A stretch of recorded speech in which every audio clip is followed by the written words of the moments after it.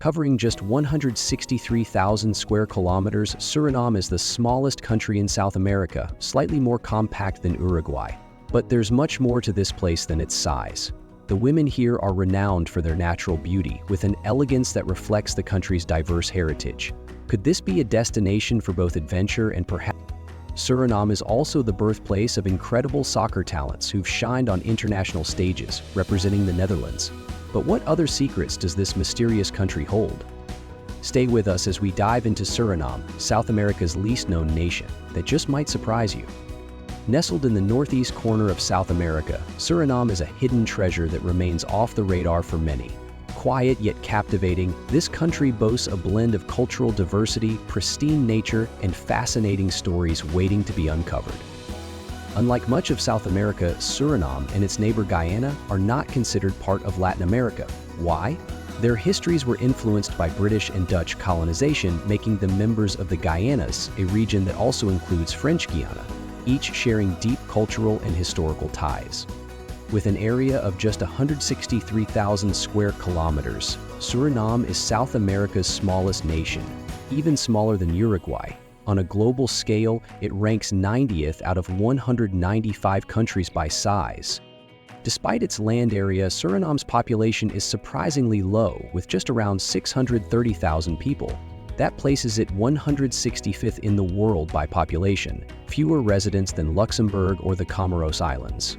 Remarkably, two-thirds of the population lives in and around the capital, Paramaribo, leaving much of the country an untouched expanse of wilderness. With a population density of less than 4 people per square kilometer, Suriname offers a serene escape amid its vibrant, unspoiled landscapes. In a land as culturally diverse as Suriname, the women here beautifully reflect this rich blend of heritage and history. Most women identify as descendants of Afro-Surinamese or Javanese communities, with smaller numbers tracing their roots to indigenous or mixed ancestry. Surinamese women showcase a variety of physical features, highlighting the country's unique heritage. Many have dark skin, curly or Afro-textured hair, and striking, expressive eyes. Their physiques are often naturally curvy, shaped by a blend of African, Javanese, and indigenous influences. Each community adds its own touch, creating a distinct beauty rarely found elsewhere in South America. But there's more to their charm than appearance. Surinamese women are renowned for their warmth and genuine hospitality. Their welcoming nature often leaves visitors feeling at ease, creating a sense of belonging in an unfamiliar land. Language plays a vital role in the daily lives of Surinamese women. Most are bilingual or multilingual, fluent in Dutch, English, Javanese, Surinamese Creole, and sometimes indigenous languages. This linguistic diversity, rooted in Suriname's history, fosters openness to people from different backgrounds, including foreign visitors. Interestingly, many Javanese women in Suriname take pride in their cultural identity, often prioritizing their heritage over religious affiliations like Hinduism. The Javanese community, one of the largest in Suriname, is a legacy of the Dutch colonial era, deeply intertwined with the nation's history. What do you think of Surinamese women? Could you see yourself visiting Suriname to explore this unique culture and perhaps form a deeper connection? Share your thoughts in the comments below. While most South American nations share a Latin heritage, Suriname stands apart, forming closer connections with Caribbean countries instead. Once a Dutch colony, Suriname shares historical ties with English-speaking Caribbean nations, naturally aligning with the Caribbean Community, or CARICOM. This regional organization fosters economic and cultural cooperation, highlighting Suriname's unique blend of South American and Caribbean identities. Since joining CARICOM in 1995, Suriname has embraced this connection, positioning itself as a vital cultural bridge between the two regions.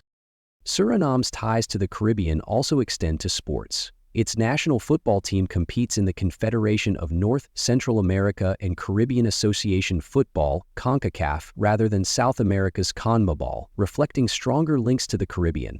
Suriname's influence in football is far-reaching, with many players of Surinamese descent making their mark in the Netherlands. Stars like Nigel de Jong, Jorginho Wijnaldum, and Ruud Gullit all share Surinamese heritage. A 2009 FIFA report noted nearly 150 players of Surinamese origin in the Dutch Eredivisie, underscoring the country's remarkable contribution to global football. CARICOM membership offers more than cultural ties. It brings tangible benefits like expanded trade, regional market access, and collaboration on critical issues such as climate change and disaster resilience. This partnership strengthens Suriname's economy and bolsters its influence across the Caribbean. And what about Surinamese food? The rich aroma of fried rice and roti is just the beginning. Stay tuned because we'll dive into the culinary treasures next. But before we continue, I have a quick favor to ask. If you're enjoying this content, please take a moment to subscribe to our channel and turn on the notification bell. This small gesture helps us keep delivering exciting stories like this. And deal? Let's move on. In Suriname, food is a reflection of its rich cultural diversity, where every dish tells a story of Indian, Javanese, African, and indigenous influences coming together in harmony. Surinamese cuisine is celebrated for its bold spices and fresh ingredients, creating meals that are both flavorful and comforting. A favorite staple is roti, an Indian flatbread made from chickpea flour served with savory curries. Breaking off a piece of roti to scoop up curried chicken or potatoes is an experience not to be missed. From the Javanese community comes nasi goreng, a beloved fried rice dish infused with soy sauce and sweet kakap manis. Stir-fried with meat and vegetables, it offers a delightful balance of salty and sweet flavors. Suriname's African heritage shines through in palm, a hearty baked dish made with breadfruit and seasoned meat. The creamy breadfruit, spiced with citrus and seasonings, makes it a go-to choice for festive occasions. Another popular treat is bakbanan, or fried mashed plantains. Originating from Indonesian traditions, these plantains are fried to golden perfection, crispy outside, soft and sweet inside, ideal as a snack or side dish. Surinamese beverages add to the vibrant culinary scene. Parbo beer, the nation's signature brew, is light and refreshing, perfect for the tropical heat. For those who prefer non-alcoholic options, freshly squeezed fruit juices like pineapple or orange offer a cool, rejuvenating escape. Key ingredients like rice, coconut, tamarind, chicken, and beef dominate the food culture, with curry powder and tamarind lending warmth and tangy sweetness to many dishes. Together, these flavors showcase the dynamic fusion of Indian and Javanese traditions that define Surinamese cuisine. What would you try first? Roti, nasi goreng, or parbo beer? Let us know your choice in the comments below. Suriname's traditional clothing beautifully reflects the richness of its multicultural history, from the vibrant garments of Afro-Surinamese women to the elegant attire of the Javanese community. Each outfit tells a story of resilience, heritage, and cultural pride. For Afro-Surinamese women, the koto, a long layered skirt paired with a wide blouse, holds deep cultural significance. Originally created during colonial times to protect against the elements, the koto has transformed into a proud symbol of identity. Complementing it is the angisa, a folded headscarf that serves as more than an accessory. Each fold carries meaning, silently communicating a woman's mood, marital status, or even her opinions. Wearing the koto and angisa allows Afro-Surinamese women to honor their ancestors while celebrating their cultural journey through hardship and triumph. These outfits, crafted with care, are worn during festivals, ceremonies, and other important occasions, embodying unity and tradition. The Javanese community, descendants of those brought to Suriname during Dutch colonial rule, have also preserved their traditional clothing. Javanese women often wear the sarong and kebaya, a combination that connects them to their Indonesian heritage. The sarong, a patterned wrap skirt adorned with batik designs, features nature-inspired motifs, while the kebaya, a fitted blouse with delicate embroidery, highlights intricate craftsmanship passed down through generations. During special events like religious festivals and family gatherings, Javanese women proudly don these traditional garments, strengthening their connection to their roots. The vibrant colors and artistry in these outfits reflect joy, elegance, and a strong sense of community. Suriname's attire is more than fabric. It's a celebration of identity, history, and the enduring spirit of its people. In Suriname, music and dance go far beyond entertainment. They are powerful expressions of the nation's identity, shaped by its rich cultural heritage. Surinamese music blends African, Indonesian, and Indian influences, creating a sound that is both unique and deeply rooted. From the communal rhythms of African-inspired Kawina dance to the reflective tones of Indian tablas, the music reflects the country's soul. The nation's musical traditions are deeply tied to its multi-ethnic history. Rhythms and melodies weave together elements from African, Indonesian, Indian, and indigenous communities, each contributing something special. Traditional instruments like drums, tambourines, and maracas play a central role in creating Suriname's lively soundscape. African influences are at the heart of Surinamese music, tracing back to the colonial era. Drumming is especially significant, preserving the cultural heritage of the Afro-Surinamese community. The apinti drum, a traditional maroon instrument, accompanies many ceremonies and celebrations, linking the present to centuries-old traditions.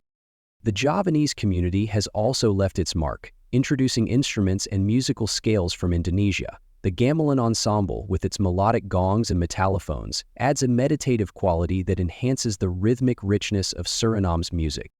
Kawina dance, a vibrant Afro-Surinamese tradition, is characterized by energetic movements and rhythmic drumming. This communal dance fosters unity through call-and-response singing and infectious beats.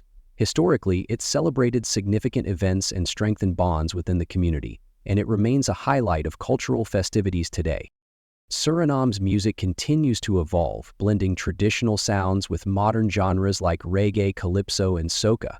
The result is a dynamic musical landscape that embodies the rhythm and diversity of life in this unique South American nation. Now, let's explore a feast for the senses. Diwali, the Festival of Lights, a vibrant and unifying celebration in Suriname. With a significant portion of the population tracing their heritage to India, this holiday holds deep cultural importance. In a country rich with diverse ethnicities and traditions, Diwali stands out as a national event that brightens homes and unites communities. The roots of Diwali in Suriname are tied to the Indian community, whose ancestors arrived as indentured laborers during Dutch colonial rule in the 19th century. Despite being far from their homeland, these descendants have preserved their cultural traditions, and Diwali remains one of the most cherished. Diwali celebrates the triumph of light over darkness. Rooted in Hindu mythology, it marks the return of Lord Rama and symbolizes resilience, justice, and faith. The 5-day festival reminds people of the power of hope and righteousness. Homes are decorated with twinkling lights, oil lamps, diyas, and beautiful patterns. Lighting diyas is an offering to Lakshmi, the goddess of wealth, and a tradition that strengthens family bonds through shared prayers and unity. The festive atmosphere radiates warmth, positivity, and togetherness. Food takes center stage during Diwali, with families preparing traditional Indian sweets like laddu, barfi, and gulab jamun. These treats are shared among neighbors and friends, spreading goodwill and joy. Exchanging sweets and gifts reflects Suriname's spirit of inclusivity and hospitality. While Diwali is primarily a Hindu festival, it is embraced by people of all backgrounds in Suriname, showcasing the country's cultural harmony. Public celebrations include vibrant processions, traditional music, dance performances, and dazzling displays of fireworks that light up the night sky, captivating young and old alike. This festival of light and joy captures the essence of Suriname's cultural unity, where traditions shine brightly and communities celebrate as one. In Suriname, architecture reflects the country's multicultural heritage, blending influences from different eras and communities. From colonial buildings in the capital to traditional wooden homes in rural areas, Suriname's architectural styles tell a story of diversity and resilience. The capital city, Paramaribo, is a shining example of this rich history. Declared a UNESCO World Heritage Site in 2002, it serves as a living archive of Suriname's past.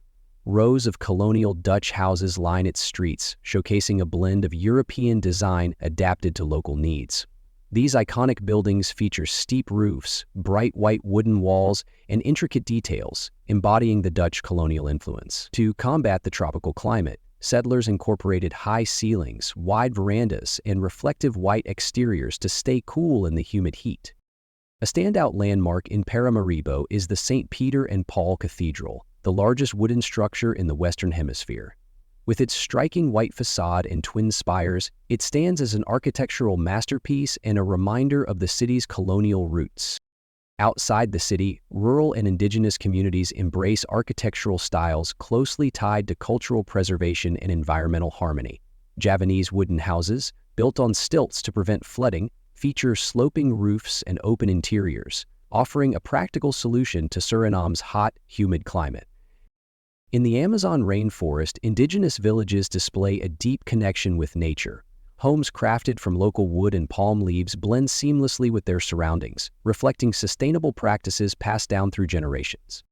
Indian and African influences can also be seen in Suriname's architecture. Traditional Indian homes often feature intricate wooden carvings and detailed designs, adding elegance to even modest structures. In Afro-Surinamese communities, shared courtyards and communal spaces highlight strong family and community bonds. Vibrant colors in wall art and decorations bring warmth and life to these spaces inspired by African traditions. In 2024, UNESCO continues to emphasize the importance of preserving Paramaribo's historic inner city as a cultural treasure. Through conservation and sustainable tourism, Suriname's unique architectural heritage remains a source of pride for future generations.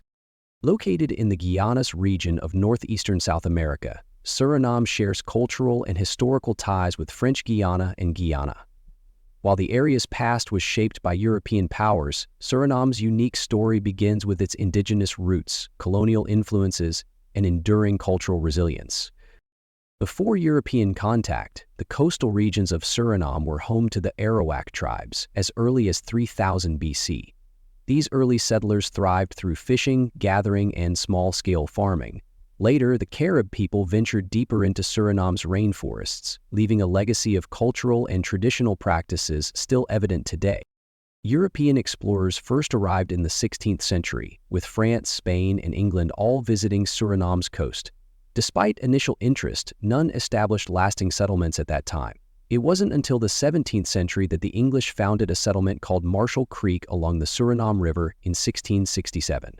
However, the same year the Treaty of Breda handed Suriname to the Dutch in exchange for New Amsterdam, which would later become New York City. Under Dutch rule, Suriname's plantations flourished, producing sugar, coffee, and cocoa. These crops were cultivated by enslaved Africans, whose labor drove the colony's economy. Despite harsh conditions, many escaped and established maroon communities deep in Suriname's forests, creating self-sufficient societies that preserved African traditions and resisted colonial rule. In 1795, during the Napoleonic era, Suriname transitioned from private management to becoming a Dutch crown colony, placing it under direct government administration. This change brought new economic policies and challenges, but it also marked the beginning of a gradual transformation. Over time, Suriname's identity evolved, setting the stage for its eventual independence in the 20th century. Suriname's historical journey is one of resilience and adaptation, blending indigenous, African, and European influences into a story as diverse as its people. If you enjoyed today's video, please hit the like button and don't forget to subscribe to the channel. Your support means a lot to us. Click on the video that appears on your screen right now. I'm sure you'll love this content. Comment below about the next country you want to see featured on our channel. Thank you so much for watching and see you in the next video. Thanks for joining us.